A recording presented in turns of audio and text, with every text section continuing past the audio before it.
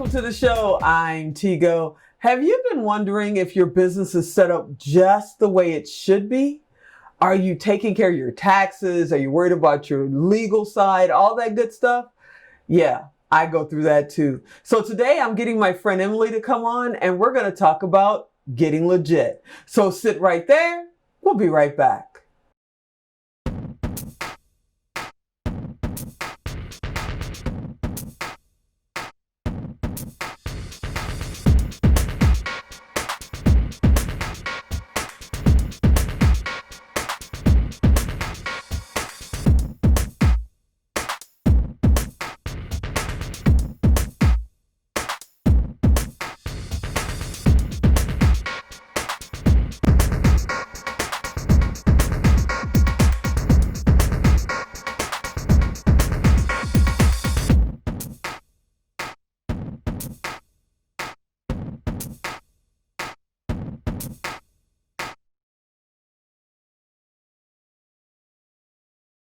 Hi, are you a business owner, an entrepreneur, or starting your own business and wish you had an opportunity to sit down with an expert in your field? Well, check your local listings and watch Expert Talk with Tigo. I'm Tigo, and I'll talk to you very soon.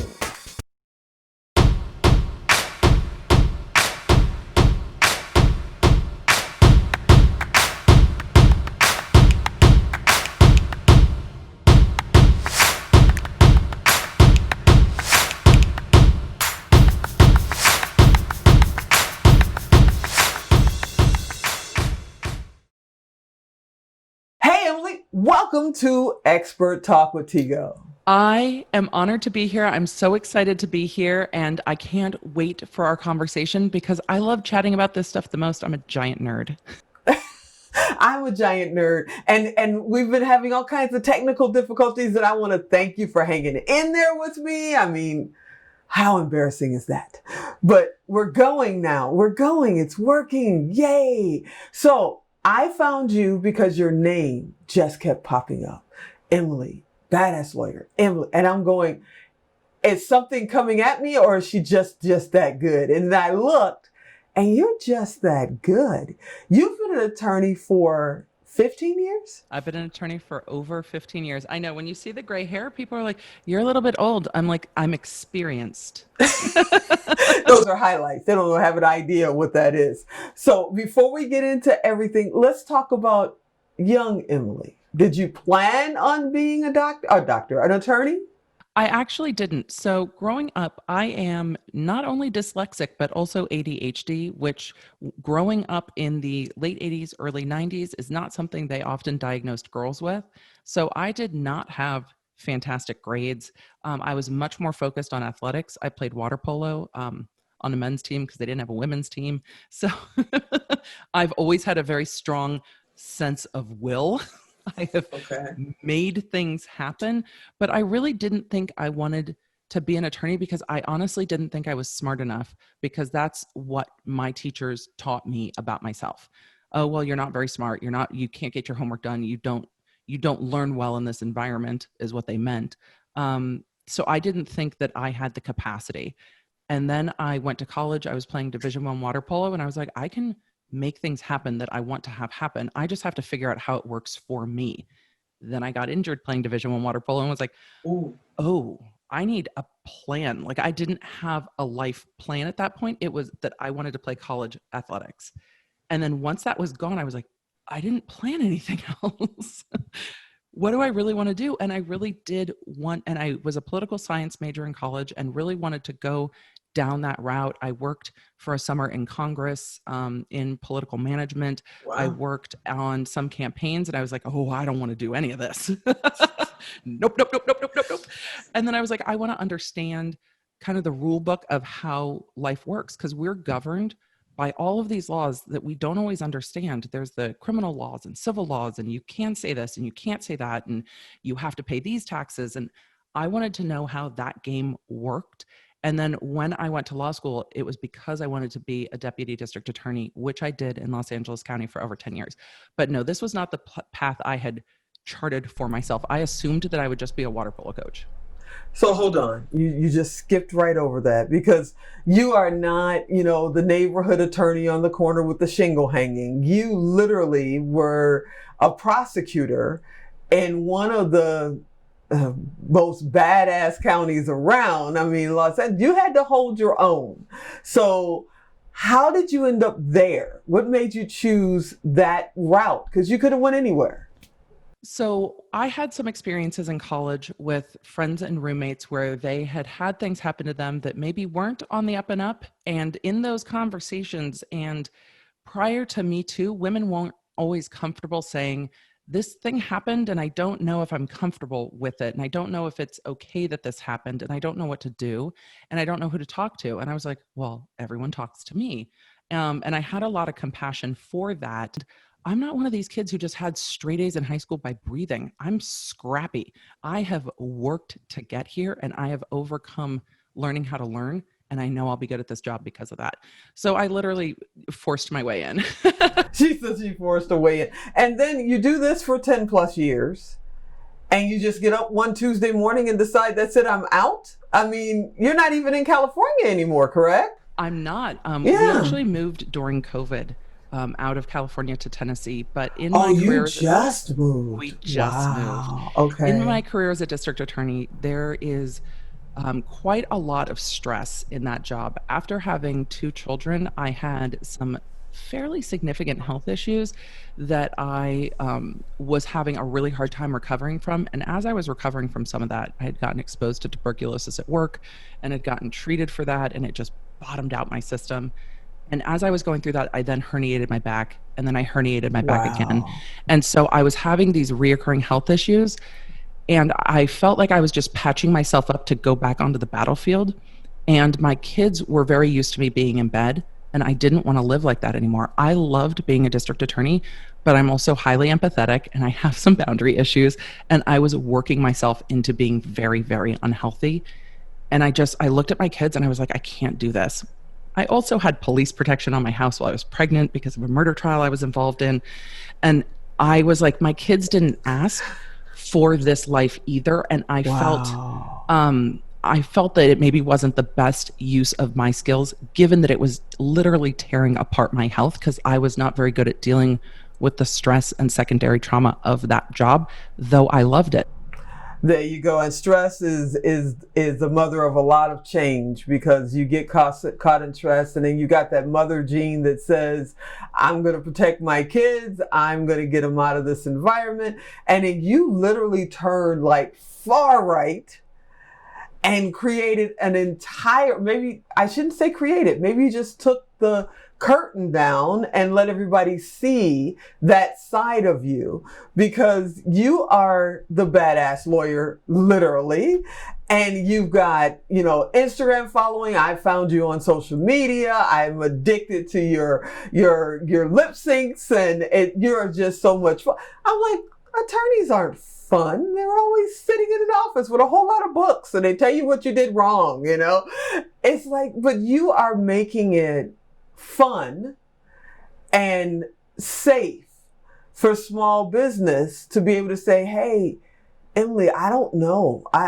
Am I doing this right? And you don't feel ashamed to be able to come to you, because going to an attorney is right up there with going to get a root canal. You just get terrified in your car and say, I can just take the pain, It's so funny that you say that, because what I don't share on social media a lot is that my husband's a dentist. See? There it is. We're like the power couple you don't want to talk to at a party. We're like, great, a lawyer and a dentist. It's fantastic. They're probably a lot of fun, and we actually are. You are a lot of fun. Thank you. Being a district attorney, I felt, and I have a TED Talk where I talk about this. I felt like I was shoving myself into a box, and that box was very, very confined with like, this is how my jury expects me to show up as a prosecutor, and I need to show up. It is only black suits. It is only pearls. There is no laughing. There is only hair back. And I put that on myself. There are other DAs who do not dull their sparkle. I did not have the courage to do that early in my career. I have found that now, but I dulled my sparkle because I didn't want to make others around me uncomfortable. I actually had judges try to or tell me they were going to fine me for making a jury laugh. And I'm like, but I can't help my face. It makes faces. And sometimes when things are confusing, I make faces and people find them funny. And I don't mean to be funny, and I'm not trying to be funny, but I'm also just me. And I was really, really pushing myself to not being myself anymore. And when I left the district attorney's office, my husband and I have been together 22 years now. It took about a year, and he's like, "Oh, you're back." Yeah, that's amazing. So your specialty is internet marketing or internet business, period. You're helping online businesses do the right things at the right times and not get the knock at the door or the certified letter that they didn't follow a certain guideline or rule. I call them "you suck" letters. It's like, you suck because you did this. And that's, attorneys send out these letters all the time. It's like, you were supposed to do this and you didn't, you suck. And I call them "you suck" letters. But what I'm seeing right now in the online space is that attorneys are sending out letters to larger scale entrepreneurs and even mid-size entrepreneurs saying, hey, your website's not ADA compliant, so you need to pay. Or, hey, you use this blog post that you didn't link back to, and you need to pay. And I'm trying to take the fear away from that with information. A lot of lawyers want you to respond quickly by instilling fear, but that's not facts. So I really try to pull back the curtain and explain, and I do a lot of consulting to help entrepreneurs figure out where they need to be to protect their business, grow their business, and play the money game. Because let's be honest, the tax code's not written for people to understand. It's written so that only a few people can interpret it, and then they grace you with that information. Right. If you understand that tax code, you can use it to play the game. So who's your perfect customer? I mean, we could say online business, and it could be someone in their garage, or it could be a multi-million-dollar company. Who's your perfect customer? I've actually worked with all of those types of businesses. I've worked with businesses that start in their garage, and I've worked with businesses that make $30 million a year. My perfect customer is really based on their purpose. And it is the entrepreneur that has a purpose to support a specific thing to make change. So I really do work with change-making online business owners. And that can be making change in the, mom fitness space, or making change in the, tech space. That what the business does doesn't matter. It's what the entrepreneur wants that matters. And also, I work with entrepreneurs that want to do it right. It's not my job to prove to you that you need legal. Like, if you're coming to me, why do I need to do this? We don't even need to talk. Yeah. When you come to me saying, what do I need to do? Then we can have a conversation. And entrepreneurs that want to grow fast, that want to lay a good foundation for their business so they can do good, are my people. They also have to be okay that I curse sometimes. Just a little bit. Just a little bit. The cursing word is actually in your podcast title, so we'll get into that in a second. But let me ask you, you're in a different state. It's like, but you're talking about online business. Are you restricted by state codes? Can you do business with me in Nevada? How does that work? And this is why I do quite a lot of consulting, straight up legal work, filing a lawsuit, going into court. I am licensed in California, but that is not the work that I love to do. A lot of the consulting I do is more on the business end of consulting than on the strictly legal end of consulting. Because there is so much overlap in what's an LLC. Well, you can set up your own LLC. I can help you set up an LLC. An accountant can help you set up an LLC. Google can help you set up an LLC. So I really take all of my experience with not only prosecuting things like embezzlement and money laundering, but also running a small business with my husband. We ran a $3 million business for years before we sold it. And so running that business taught me a lot. It's like, oh, this is what it looks like when employees start stealing from you, and this is how you figure it out. And then running my own business. And I bring all of that together with my legal understanding to consult businesses on how to do it right. Then when specific stuff happens, if they need to do, hey, I've got this lawsuit I have to deal with, I really do help facilitate. This is what you need from an attorney in your area. This is how you find them. And they should make you feel heard. If your attorney makes you feel codependent, like you need to call them and ask them every little thing because you don't understand what they've said, they're not the right attorney for you. Your attorney should make you feel empowered in what you're being told, not scared that you can't do anything without calling them. So then I help facilitate those matches too. Well, hey, what are you doing up here in space? Oh, I know. You're looking for some airtime for your show. But you don't know where to look, do you? Well, we can help you with that. See, Gutsy can get your show on Roku and Amazon Fire TV. Sounds good? Oh, well, of course it does. See, they offer a free consultation too, so contact them right away. Gutsy TV Network, your pathway to the stars. GetGutsy.com. Hey, I have a quick question for you. Do you want a professional agency to handle all your video creation, syndication, and monetization needs? We totally understand that new leads and customers are the lifeblood for any business. And if you're looking to grow or scale your business, using video is definitely the best way to go. Here at Melrose 11, we specialize in getting you the results you need to help you grow your business by generating new leads, driving more traffic, and closing more sales without breaking your bank. Did you know, according to HubSpot, having a well-targeted video on your landing page can increase conversions by up to 80%? Yeah, and up to 64% of users are more likely to buy a product online after watching video than by text alone. And that 92% of mobile users share videos with others. And 90% of users say that videos are helpful in their purchase decision making. Incorporating video into your marketing and social media activity is no longer an option, it's an absolute requirement if you're looking for long-term success. Heck, it may even be essential for the very survival of a business. Here at Melrose 11, media truly is our passion. We create animated explainer videos, social teasers, catchy intros, full HD commercials, and even viewer interactive videos. So, if you're looking to elevate your brand, or attract more leads, generate more sales, increase traffic, or build up more exposure for your business, then you've definitely come to the right place. Our professional team will develop your video campaigns at an affordable price, with our fast turnaround times, and a quality of work that can't be beat. We look forward to working with you. Now, I saw on your website, you actually offer a package where you'll take a look at what their website is doing. You'll help them with their paperwork.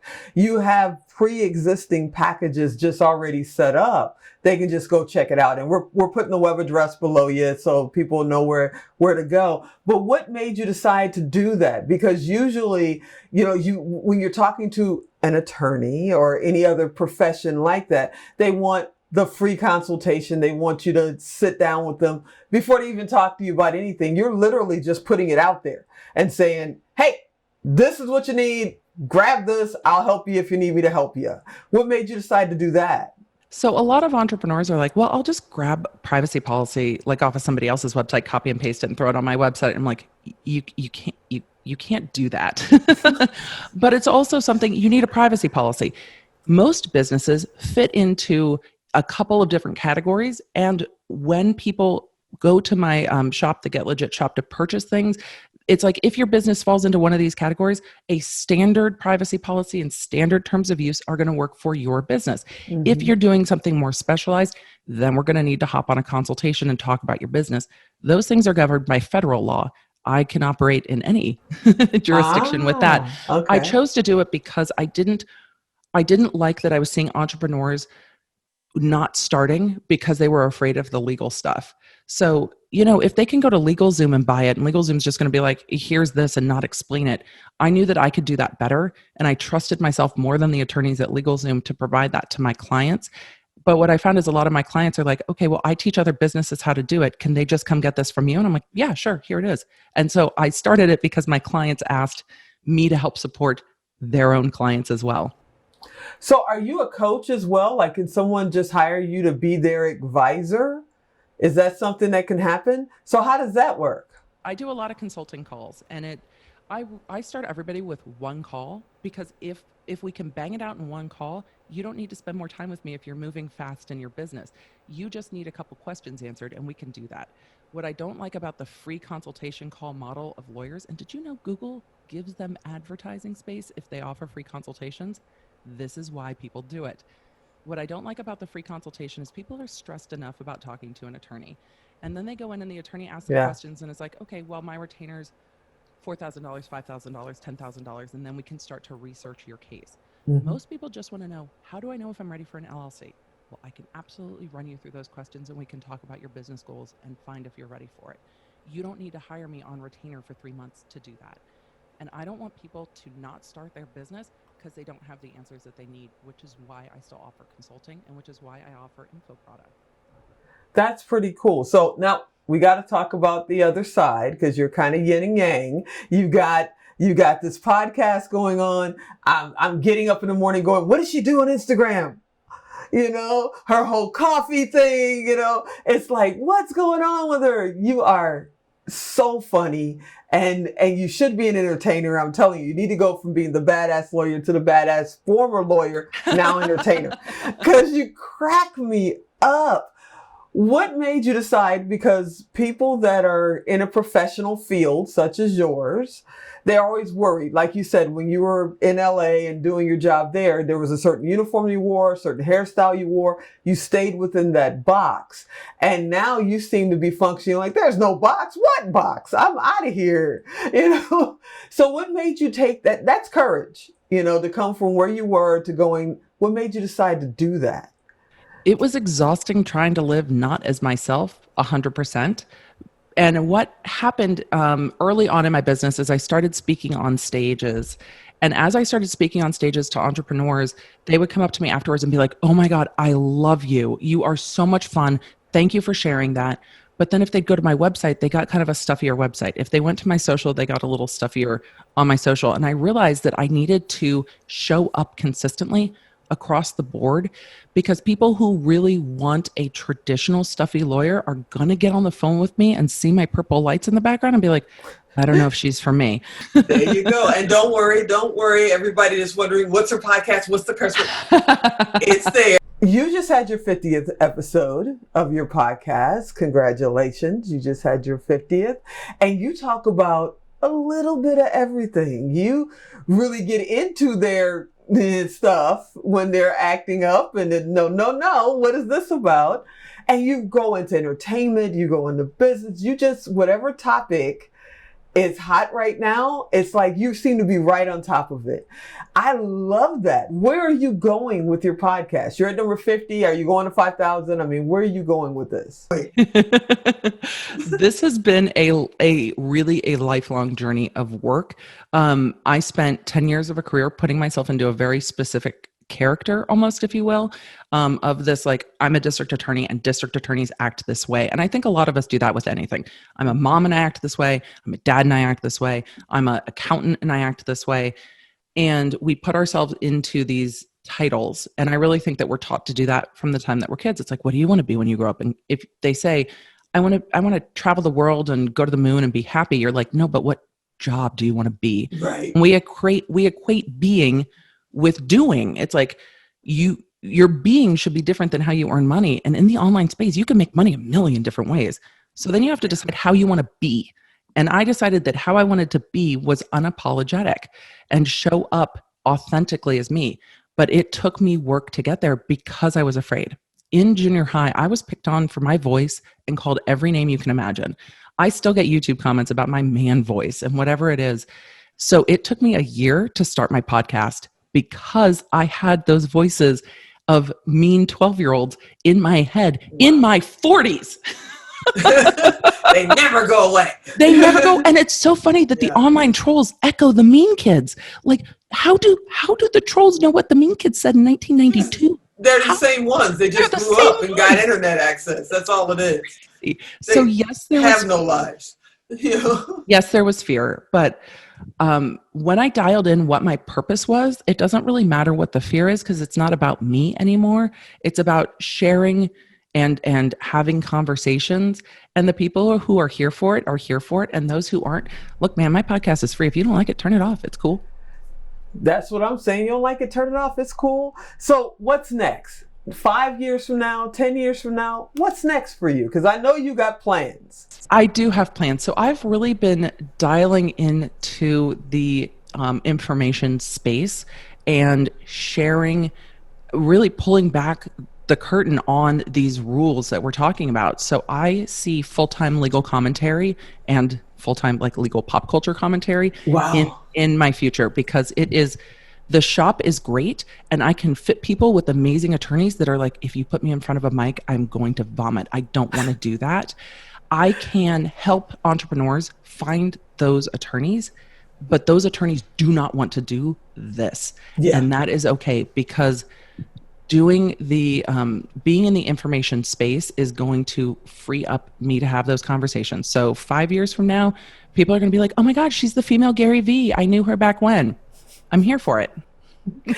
You truly are the badass attorney, the badass Thank you. lawyer. You bring great information. You seem to be really authentic in everything that you're doing. And I love the fact that you're up front and you're not trying to just say, oh no, I could never. And oh no, that's not me. You're like, this is me. In the morning, I love coffee.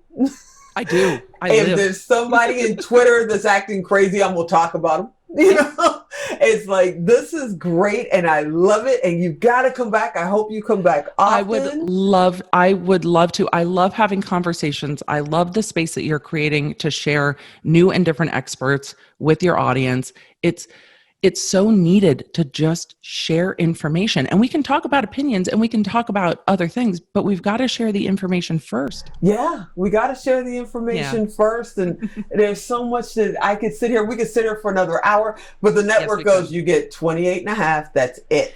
You know, We'll do it another time when I have my own full studio and 3-hour show. We'll just sit down and grab something to drink and have a 3-hour conversation about it. So you're telling me when I can finally get back into mine, where it's probably 3 inches of dust right now because I haven't been there since March? Okay. Oh, the pain. Okay.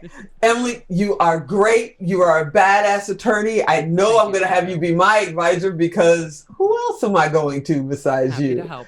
You are the best. And I thank you so much for being a part of Expert Talk. Wow. Thank you for Emily having me. Baker. She really is a badass attorney. She's also a fantastic advisor. If you don't have an advisor, you might want to consider getting one. You might want to consider reaching out to Emily, because I know that I will always have her in my corner. She's amazing, she's strong, and she's doing what she's got to do and helping everybody else along the way.